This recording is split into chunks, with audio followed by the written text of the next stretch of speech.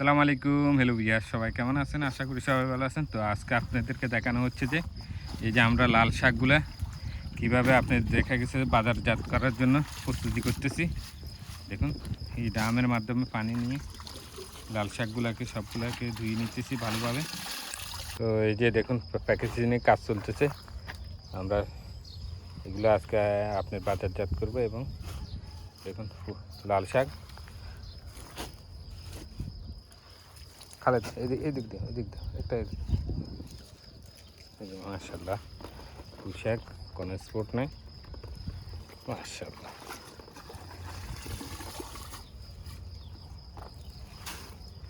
একটু ফানটা সরাই না।